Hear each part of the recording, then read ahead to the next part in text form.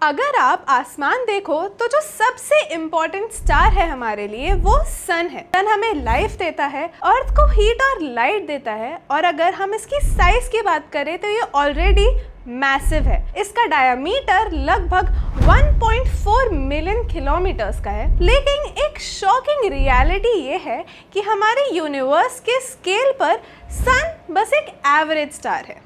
Yes, average. आज हम बात करने वाले हैं उन स्टार्स की जो इतने बड़े हैं कि उनके सामने सन भी इनसिग्निफिकेंट लगता है। Hello guys, welcome back to the channel. I am Kanishka and you are watching the no cap.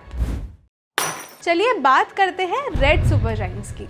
Red super giants वो स्टार्स होते हैं जो अपनी लाइफ के लास्ट स्टेज पर होते हैं। जब कोई मैसिव स्टार अपने कोर में हाइड्रोजन फ्यूल खत्म कर देता है तो उसका कोर कॉन्ट्रैक्ट करने लगता है और आउटर लेयर्स एक्सपैंड हो जाती है। इसका रिजल्ट स्टार हंड्रेड्स और थाउजेंड्स टाइम्स बड़ा हो जाता है। इसका एक एग्जाम्पल है UY Scuti. UY Scuti is known to be one of the largest stars according to its diameter. ये हमारे सन से अप्रॉक्स 1700 टाइम्स मैसिव है। इमेजिन करो अगर युवा स्कूटी को हमारे सोलर सिस्टम के सेंटर में रख दिया जाए। मरकरी, वीनस, अर्थ, मार्स सब उसके अंदर आ जाएंगे। इवन जुपिटर का ऑर्बिट भी शायद इसके आउटर एज के अंदर हो। स्केल समझना ऑलमोस्ट इम्पॉसिबल है। अब बात करते हैं एक रेयर स्पीशीज की, that is Wolf Rayet stars. जरूरी नहीं है कि ये स्टार्स रेड सुपर जायंट्स जितने वाइड हों, बट ये एक्सट्रीमली मैसिव और एक्सट्रीमली हॉट होते हैं। इनका temperature tens of thousands of degrees तक पहुंच सकता है। ये स्टार्स अनस्टेबल होते हैं और अपनी लाइफ का ड्रामेटिक सुपरनोवा एक्सप्लोजन से करते हैं। काफी बार ये एक्सप्लोजन ब्लैक होल में भी क्रिएट हो जाता है। तो सबसे इम्पोर्टेंट सवाल ये है कि क्या कोई स्टार अनलिमिटेड साइज में ग्रो हो सकता है?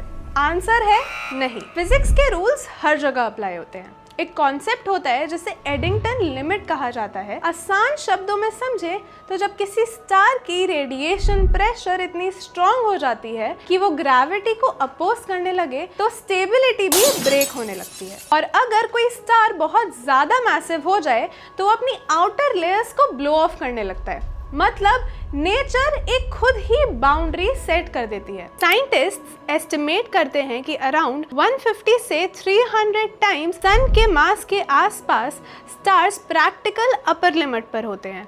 उससे ज्यादा स्टेबल रहना मुश्किल हो जाता है। इसका मतलब ये है कि यूनिवर्स में जायंट्स एग्जिस्ट करते हैं, पर इन्फिनाइट साइज होना इम्पॉसिबल है। और एक चीज बहुत ज्यादा जरूरी है समझनी कि जब हम बोलते हैं लार्जेस्ट स्टार तो हम डायमीटर की बात कर रहे होते हैं, मास की नहीं। रेड सुपर जायंट्स का डायमीटर काफी इनॉर्मस होता है, लेकिन वो डेंसिटी में काफी लो होते हैं। वहीं दूसरी तरफ कुछ स्टार्स का डायमीटर काफी छोटा होता है और मास में बहुत हैवी होते हैं। इसका मतलब साइज और मास दोनों अलग अलग चीजें हैं। तो जब हम इन कॉलोसल स्टार्स की बात करते हैं तो एक चीज काफी क्लियर होती है, हमारा सन वो कॉस्मिक लेवल पे बस एक एवरेज स्टार है और अर्थ तो उस एवरेज स्टार के अराउंड एक टाइनी प्लैनेट है। यूनिवर्स का स्केल इतना वास्ट है कि ह्यूमन इमेजिनेशन स्ट्रगल करती है उसको कॉम्प्रिहेंड करने में, और शायद यही एस्ट्रोनॉमी की ब्यूटी है। और जितना ज्यादा हम एक्सप्लोर करते हैं उतना ज्यादा हमें रियलाइज होता है कि हम लोग एक बहुत ही छोटे से कॉर्नर में एग्जिस्ट करते हैं, जहाँ पर स्टार्स